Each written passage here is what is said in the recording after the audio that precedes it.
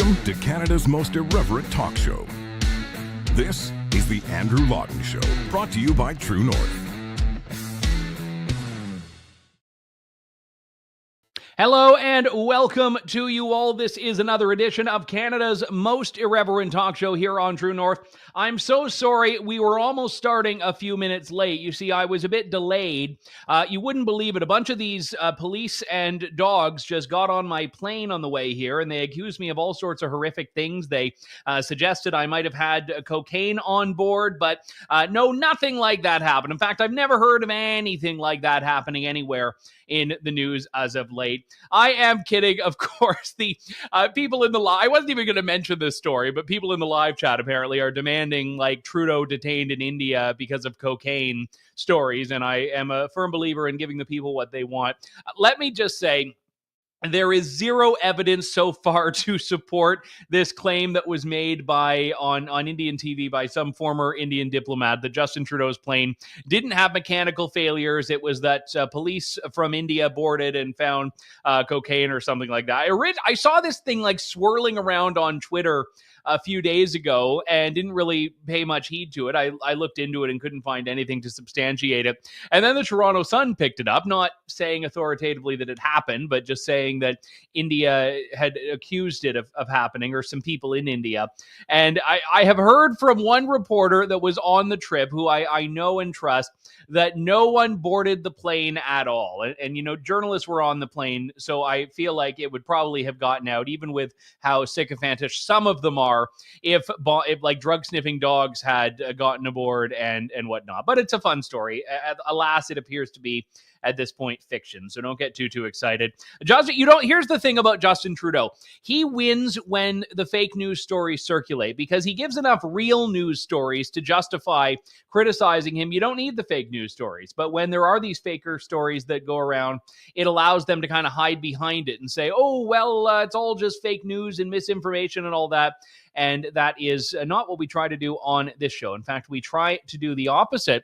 And I'll say, I never like doing this too much, but I've been working on a story about Chrystia Freeland that I'm going to have coming out afterwards. I'm just waiting to, get a couple of my ducks in a row. And at a certain point, like, this government has done enough that we don't need to manufacture stuff. So that is my little PSA here. Sorry to be a buzzkill. I know you probably were so excited I was going in one particular direction at the beginning, but I am going to be talking a little bit more on this program about the recognition of that Nazi veteran Jaroslav Hunka in the House of Commons on Friday, a chapter that has, as we say in the media business, legs. This is a story that keeps on going, it keeps on delivering, and it's one that the government has not been able to just shake. They have tried to shake it. They've tried to basically claim that this was all just Anthony Rota's doing, the Speaker of the House, and now, as of yesterday, he is outgoing. His role is going to be filled by someone else in tomorrow's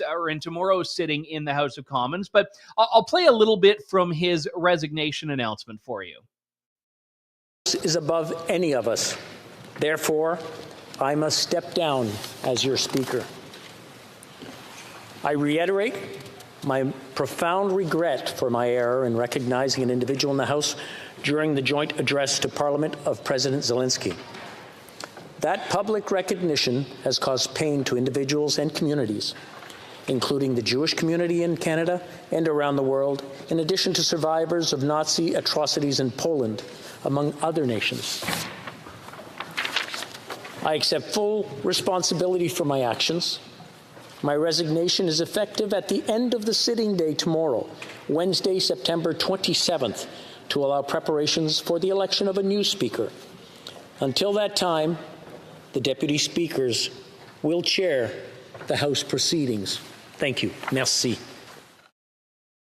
We saw the Deputy Speaker, who's actually a Conservative, Chris D'Entremont, take over yesterday during question period, which is usually presided over not by one of the Deputy Speakers, but by the Speaker of the House himself. So he is outgoing. And look, he clearly made a grievous error in judgment. And as he was reading, we don't have the clip today, and I don't need to play it again, but as he was reading that recognition of Jaroslav Hunka, it looked at a certain points like he was kind of just taking that moment of, okay, he fought against the Russians, maybe there's something there. But then he kept going. He called him a Ukrainian hero and a Canadian hero, and he paused for members of that chamber to stand up and give Mr. Hunka that standing ovation, which is very undeserved. And virtually every MP, if not every MP who was part of it, has said so in the days since.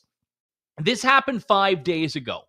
Originally, it was from a couple of these corners of the internet that are often disregarded that were talking about this. Of course, because Jewish people were in the throes of Shabbat at first and then preparations for Yom Kippur, they probably didn't twig to it as early as they would have. And what was interesting is that all of this effectively came down to people in independent media that noticed this and eventually sought for some accounting on this. And the government has ever since tried to devote 100% of the blame on Anthony Rota. They've tried to make him a black box of shame here so that nothing penetrates into their side of the aisle. The Conservatives, as I mentioned yesterday, have been the ones trying to throw Anthony Rota a bone. This is ethics critic for the Conservatives, Michael Barrett, doing just that in the House of Commons this week.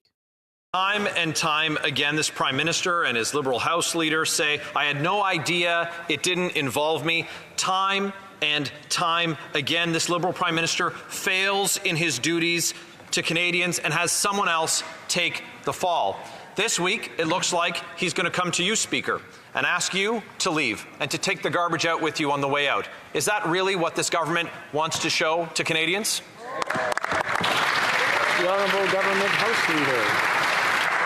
Mr. Speaker, again, that honourable colleague would have seen your statement yesterday, heard your apology in the House today, where the Speaker confirmed that this was his decision and his decision alone to invite this individual from his riding, to acknowledge him in the gallery. We were all caught off guard by this. We all stood and applauded because we were led to believe that this was an individual who he was not. And that is something that hurts all of us and embarrasses all of us, but there was no prior knowledge from the government. We were caught off guard. How could we have known? Now, Karina Gould, as we learned, was one of the few MPs to actually have a photograph taken up close and personal with Yaroslav Hunka. She was standing. Oh, I didn't even tell Sean I was using that. He just plucked that out in 1 second's notice. Good job, Sean.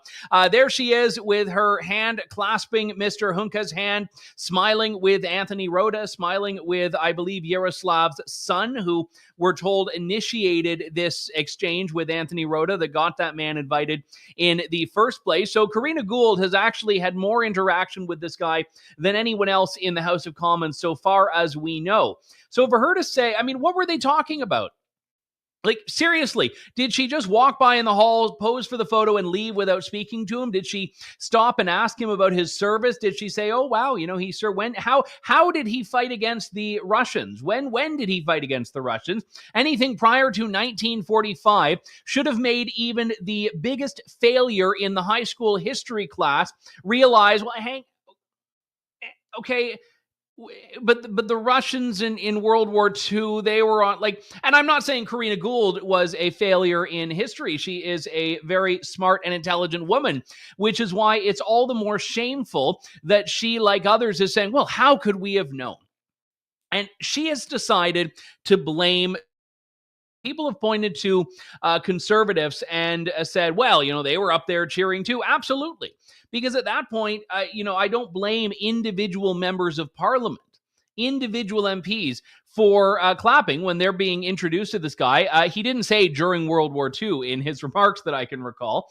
So I can understand them just saying, oh, well, he's up there. He's a veteran. We're being told he's a Ukrainian veteran who fought off the Russians. Okay, great. He must be a good guy. And it's in that moment where I don't necessarily blame people for clapping, but it's beyond that. Anyone who was speaking at any point with this guy or with his family or with Anthony Rota that should have been part of a pregnant pause on what this guy was. I was, for this story I have coming out at 2:00 Eastern today, I was speaking with a Ukrainian professor who's a very pro-Ukraine guy, and he said this is shameful. He said no Ukrainian in their right mind, he told me, would support honoring someone in this. He said, yes, there's a complicated history, and yes, Ukrainians have had to undergo a historical reckoning to that effect, but it's because of that no one would celebrate someone in this way in the right mind. Now, I should say, I had one person tell me that they were suspecting it was so clear and so obvious and so brazen that this must have been a setup. Now, I don't know who they're blaming for the setup. Was it Pierre Poilievre? There's been some of the Truanons on Twitter making that claim. Was it Russia that, got this guy to call up Anthony Rota and got Anthony Rota to issue the invitation? Who knows? Maybe there was some four-dimensional chess, or maybe it was just this shameful and regrettable aberration in Canada. But the thing is, when we were talking about India, which was the big story for, all of 5 minutes, I said on this show that Justin Trudeau has surrendered the benefit of the doubt. And I keep coming back to this because it's so important. His record on governing in Canada, his record on foreign policy is such that no one can look at him and say, well, I'm sure he meant well anymore, because there has been blunder after blunder after blunder. And why that's so important here is because when something comes up of this nature, on this scale, no Canadian is buying into the idea that the most micromanagey, centralized, powerful PMO was not involved in many stages of the vetting process of who was up in the House of Commons in the coveted speaker's gallery. That's what's happening here. No one believes what Trudeau is saying. Now, I'm not saying Justin Trudeau personally had knowledge of or orchestrated this guy's invitation or recognition, but I do think it's very implausible that no one outside of Anthony Rota and a couple of the staffers that he may have in his office was aware of this, given the nature of it. And if not, the most charitable interpretation, the most charitable response to all of this is just how profoundly dumb people in that office are. Like, that's how bad things are with this government, that they have to be like, okay, the issue is not that we're evil, the issue is that we're morons. And that's sadly where we are here. Peter Coleman is the head of the National Citizens Coalition, a group that has a long history in this country of political advocacy.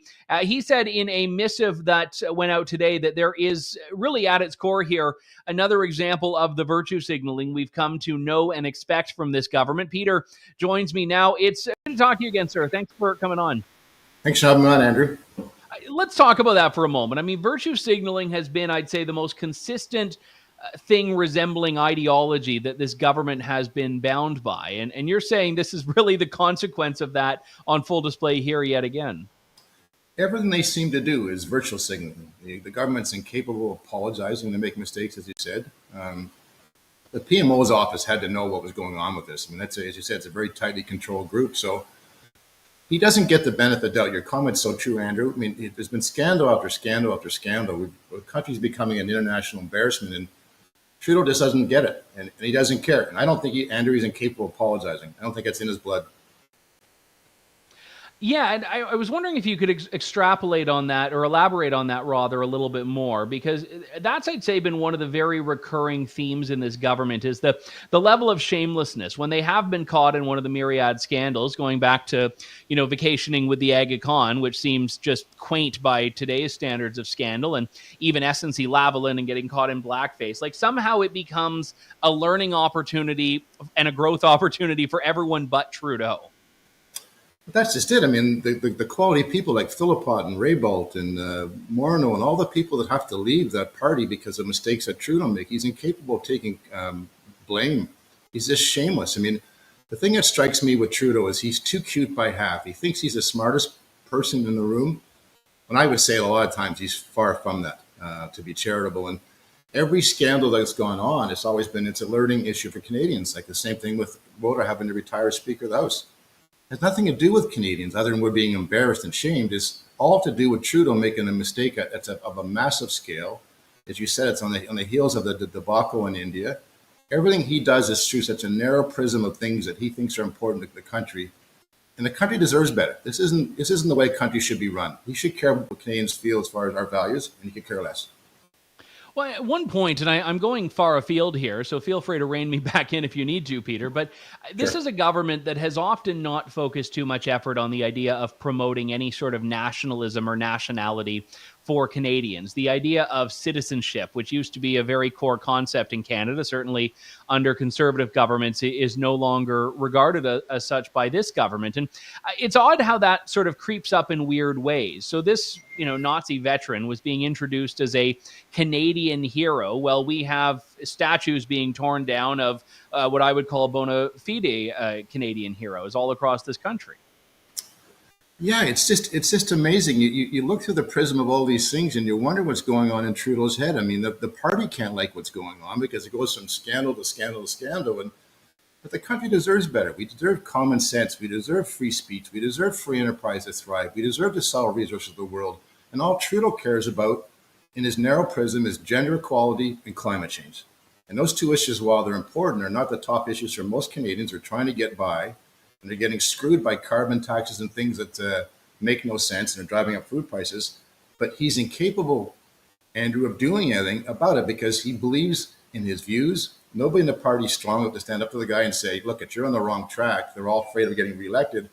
And that's a symbol of a politician that days are past. I mean, 8 to 10 years in politics, people are tired of seeing your face. They're tired of Trudeau, clearly. Well, you say that about, gender equality and climate change, and it's actually disgraceful how correct you are. Like, if Hitler had committed to gender parity in the SS leadership, Justin Trudeau would say, well, you got to hand it to him. And, it's actually not that big of a joke if you think about it, given how the government talks about China, which is, one of the big villains in the global geopolitics today.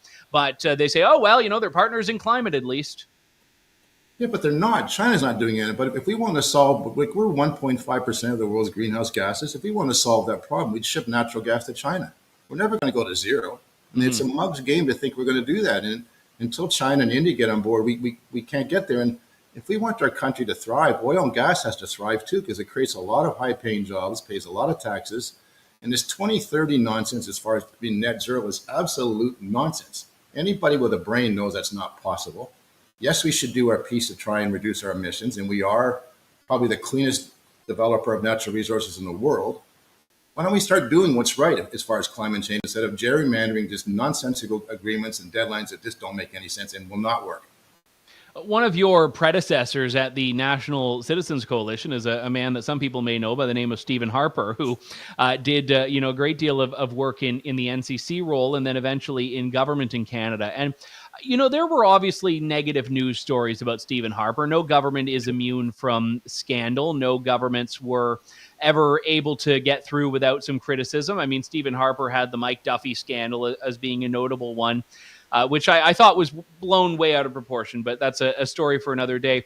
The thing about it, though, is that there seems to be a relentlessness in the Trudeau government, who's been in power now for 2 years fewer than Stephen Harper was. And the number of big scandals that have rocked this government has vastly expanded that of Stephen Harper's time. But of course, with the media's approach to that, there's a bit of a double standard.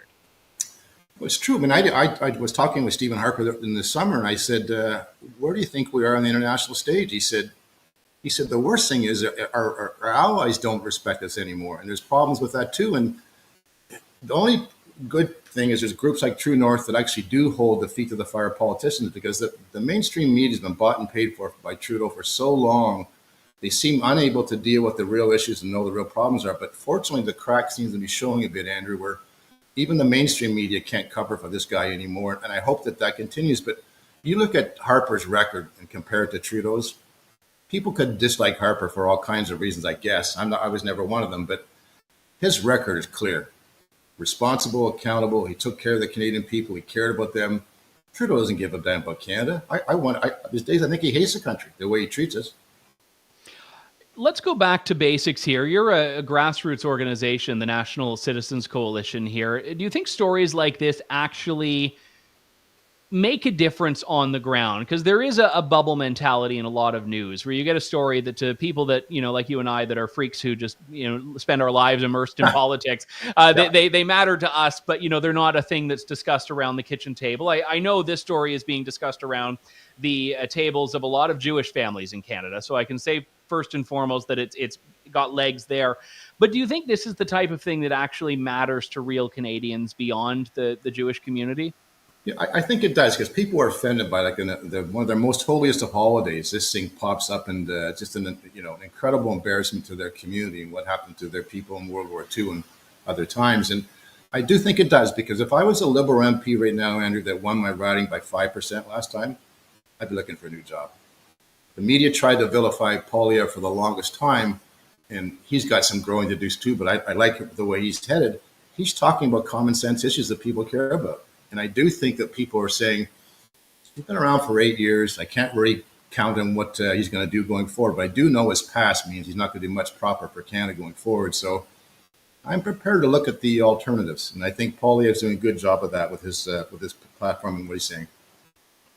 Yeah, and I would actually expand on that a little bit, because one of the big challenges we're seeing here in this country is that the government very much talks down to Canadians. And it goes back to that pattern I was talking about with scandals. Whenever the government is immersed in them, is that it's a learning opportunity for everyone else. They kind of believe they occupy this moral high ground.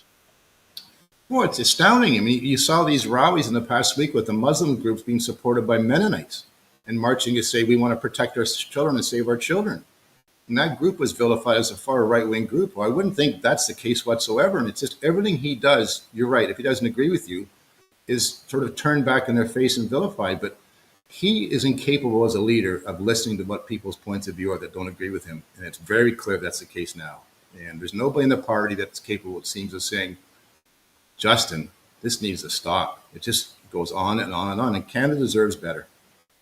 Well, we know for a fact there were, I don't know if you saw this, there were some tweets last night of outside the parliamentary precinct where the Liberals had some emergency cabinet or caucus meeting at like 9:30 p.m. at night. So you don't normally have meetings at 9:30 p.m. at night that are not really announced with any notice unless you are in crisis. And I mean, at a certain point, I'm looking at all the Liberal MPs that are in that situation you just described, that maybe they're not true believers, maybe they're softer Liberals, or maybe they're in very tight ridings that are looking at these poll numbers showing the Conservatives at well over 40%, saying, okay, we can't just keep lecturing people in the way we have for the last 8 years. We've got to offer something new.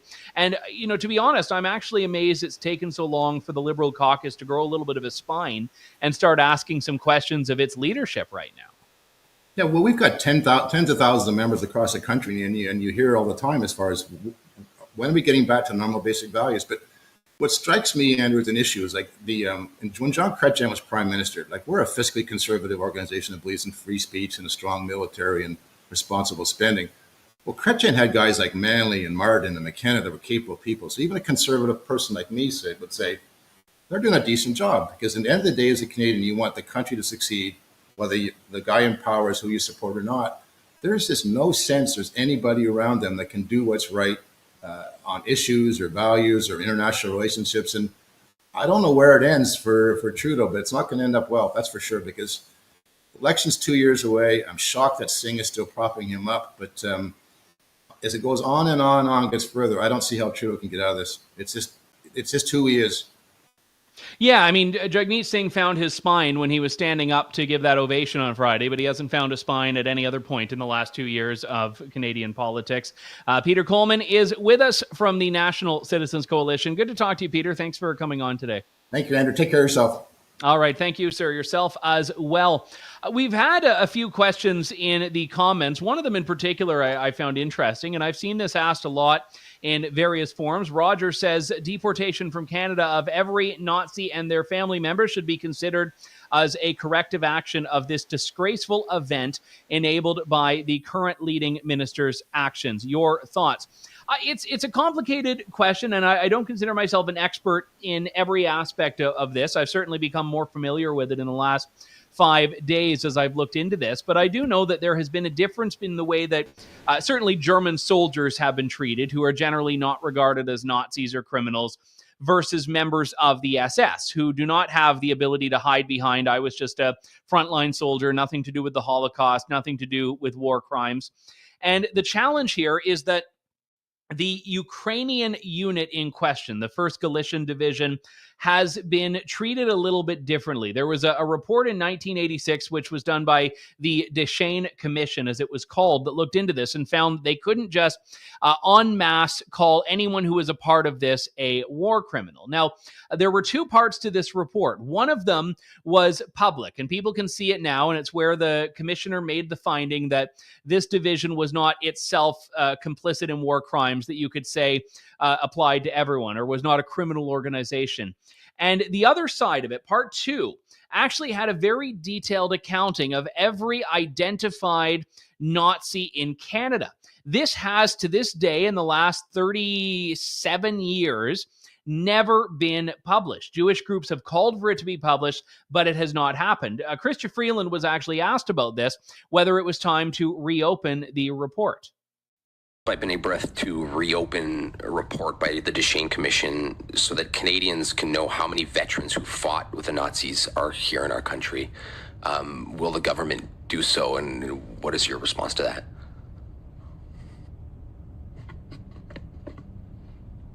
I think, let me just start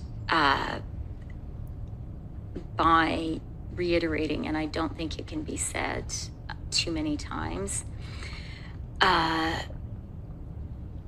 how hurtful for so many people in Canada and around the world what happened was and has been and continues to be.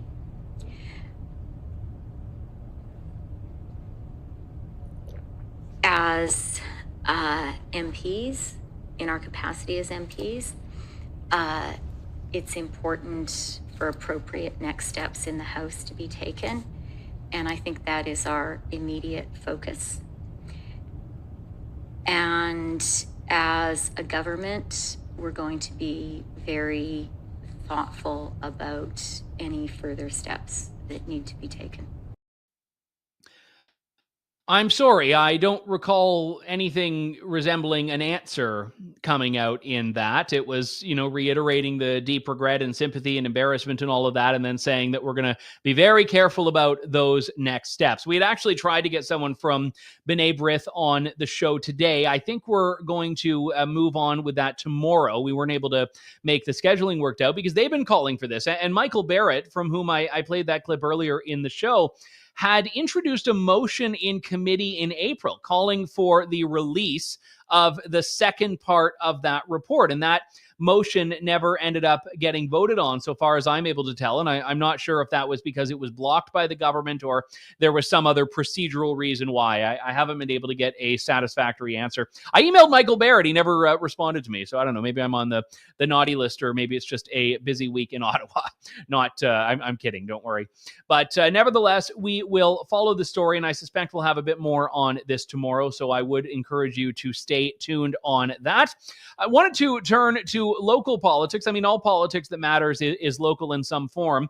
But we have seen increasingly in Canada, and we can go back to the Freedom Convoy and many years beyond that, a very strained relationship between governments and freedom of speech, freedom of expression, the right for you not only to have a political opinion, but to express it, and even to protest. Protest is one of the most important aspects of freedom of expression, because freedom of expression is a vehicle by which we can seek change in society. We can seek change from government, and we can seek change from other groups that are doing things we believe are protestable.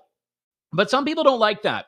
And as we've reported at True North, in the city of Calgary, there is a bylaw that is now facing a legal challenge. It's a bylaw that establishes a so-called buffer zone between protesters and some events.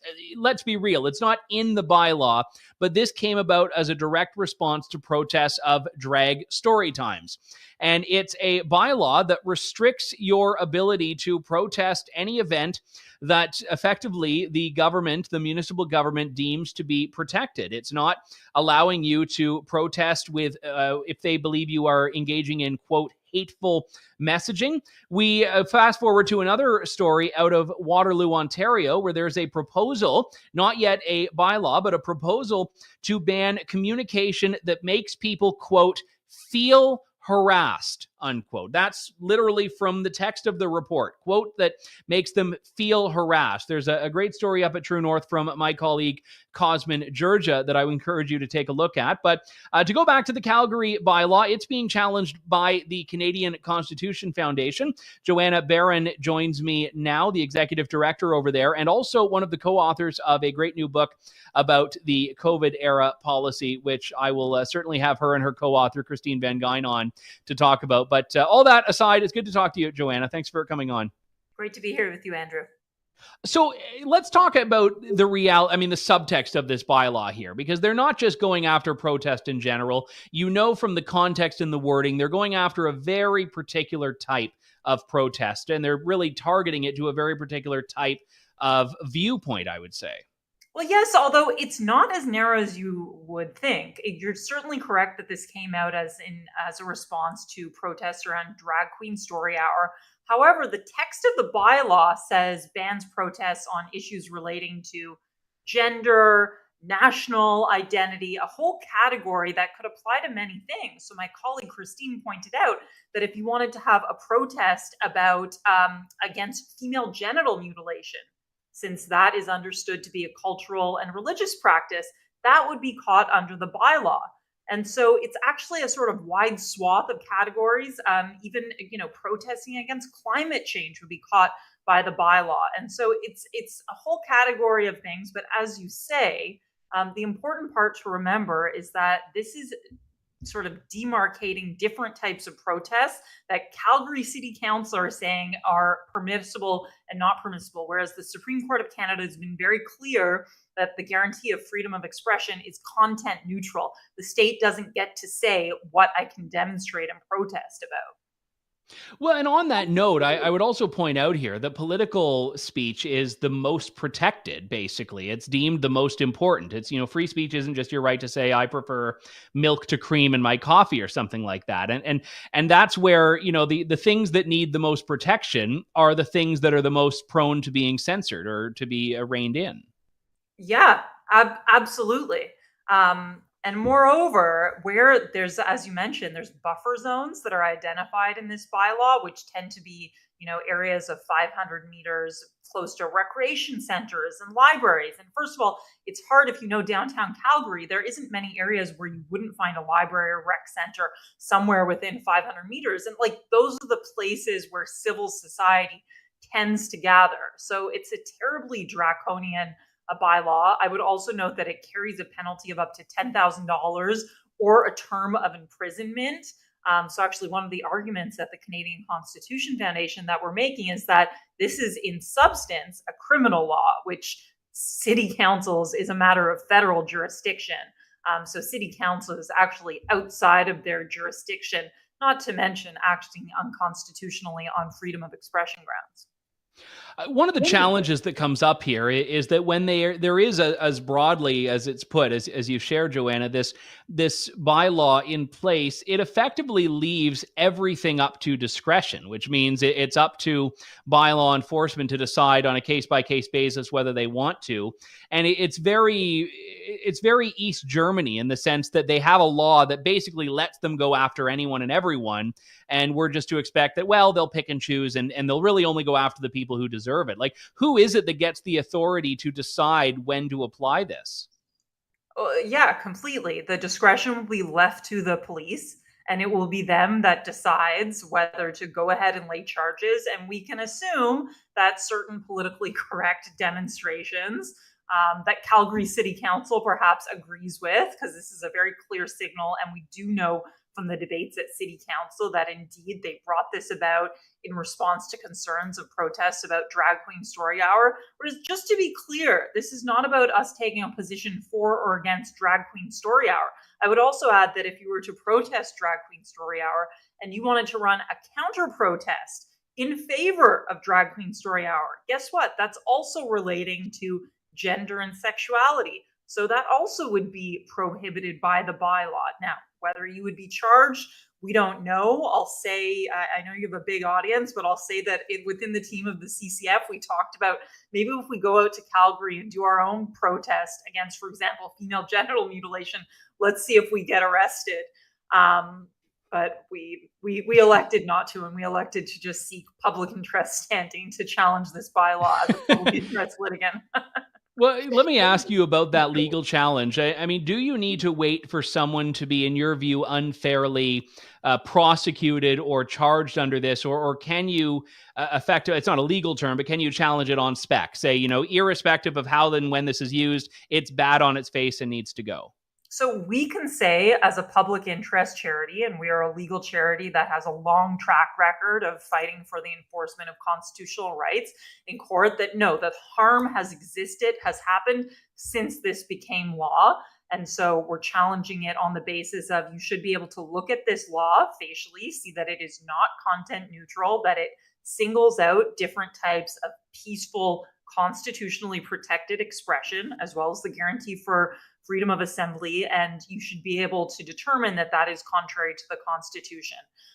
So you can, seek public interest standing and challenge. I wouldn't quite say on spec, because there is an important chilling effect, right? That whether or not somebody is actually charged, isn't it disturbing that somebody would have to think, well, I'm not sure if, this, I want to protest Israel or Palestine, either one, for example, but I'm not sure if the Calgary police are going to arrest me. We would say at the CCF, you've already done the damage. You've already chilled what is legitimate political protected expression. That's actually quite an important point. And I mean, I remember when the COVID stuff was going along, I mean, I've never been too much of a rabble. I guess I've roused a bit of rabble in my day, but when there was talk of Ontario potentially doing a curfew, I was like, I'm going to be out on the streets at 9 p.m. every night. Like, I'm in bed at like 9:30. So like, I would have been doing it purely to be a disturber of the fecal matter. But some people would have done the opposite, as you've said, say, oh, well, I don't want a ticket, especially when in COVID, as I know you'll be writing about in your upcoming book. Some of the fines were so steep. A lot of people that, just might have been tempted to do something would say, I don't want to risk the penalty. And I can see that exact thing happening here. Someone who says, well, I'm all for protesting, but I don't want to break the law. I don't want to deal with that. Yeah, exactly. It just like, people said to us that they didn't want to donate to the CCF after the Freedom Convoy, because even though they were pretty sure it was okay, who wants to risk having their bank accounts frozen? And we talk a lot more about that in Pandemic Panic, which is available for pre-order on Amazon now. Well, definitely we'll have you and Christine back on that. Let me just ask you about the process here, as best as you've been able to unearth it, because I know the federal government in particular, they'll run every bit of legislation by the Department of Justice and supposedly charter-proof it or offer recommendations on how to immunize it to some extent against a charter challenge. Municipalities aren't as well resourced, but do we think there was any legal input at all on this that we've been able to see where a lawyer gave them the case for why this was justifiable? So we know, for example, in terms of process, this was rammed through in a single session, an extended debate on the merits of the bill, which we know certain councillors did raise concerns about the constitutionality, perhaps ones with a legal background, but this was pushed through in a single session without any extended debate. So we are inclined to think that they did not give this extensive legal consideration, and they were quite surprised when we challenged it right out the gate. Have you had a chance to review, I know it's not made it into a bylaw yet, but what they've proposed in Waterloo, which strikes me as very similar and just the epitome of subjective here, things that make you feel harassed. Like I feel harassed sometimes by an ad that I might not like, but I don't believe it should be taken down with any force of law. Yeah, so the Waterloo report defines being harassed as feeling tormented, troubled, worried, plagued, or badgered. And we are actually talking about this morning on our podcast, Not Reserving Judgment. I mean, who doesn't feel badgered on a daily basis? I live in downtown Toronto. Yeah. It's kind of part of the game.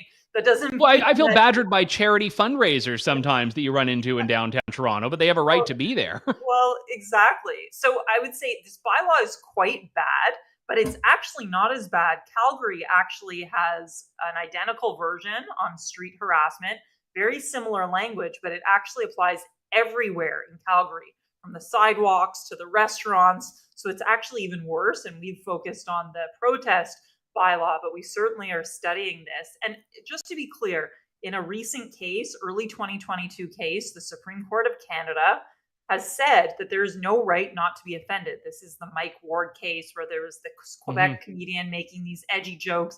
Supreme Court said, you may find this distasteful, but in a free society, you have no right not to be offended. That is not a thing. And so governments should certainly not be in the business of enacting laws that punish people who merely offend others. And my colleague was talking about this morning how this street harassment bill played out in Calgary is kind of funny. There was an argument at a public pool over trans people being able to use change rooms of the sex they identify with. And so some individuals were protesting against this policy, and then there were counter protesters protesting the protests. And so they all ended up offending each other and harassing each other, and both sides ended up with street harassment fines, which begs the question, why should the police have been involved in this at all? Mutually assured destruction there is the way it tends to come out here. I'll just make a point here and get you to weigh in as we close, Joanna, because oftentimes whenever you talk about free speech or freedom of expression, whether you mean it in a legal sense or just the moral sense, you'll get the very predictable response, which is, well, that's different than hate speech, and free speech is not the same as hate speech. And obviously there is a criminal prohibition on hate speech in Canada, but what people forget is that still applies without this bylaw. Like, if speech is crossing that boundary where it is meeting that very high bar to be criminalized, the law already applies. Police already have the ability to deal with that. So necessarily a bylaw like this is trying to lower that threshold and cover more speech. Yeah, well, hate speech is already problematic enough because it's such a subjective definition, but it is speech that reaches a certain threshold of encouraging really hate and perhaps violence against certain groups. But that's already a very problematic standard. And so, yes, if you're going to water it down further and say, well, what if you made me feel badgered? What if you made me feel harassed?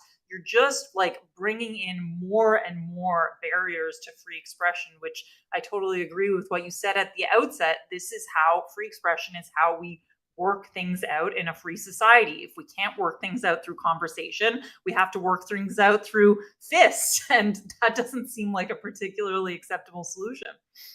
Now, is it October 31st your book comes out, right? Yes. All right. Nice way to scare yourself on Halloween by reading about the dismal state of civil liberties in Canada. It is called Pandemic Panic. It is written by Joanna Baron and Christine Van Geyn, and I believe I am cited in it, if I'm not mistaken. So you are mentioned many times. Well, that's rarely good, but I appreciate it very much. And I did have a chance to review an advanced copy, and it's a wonderful read. So people should definitely check that out. Joanna, thank you so much for coming on. Thanks, Andrew. All right. Thank you. That was Joanna Baron from the Canadian Constitution Foundation. We will end things there. My thanks to you all for tuning in. We will be back in 23 hours and 15 minutes here on Canada's most irreverent talk show on True North, The Andrew Lawton Show. Thank you. God bless, and good day to you all. Thanks for listening to The Andrew Lawton Show. Support the program by donating to True North at www.tnc.news.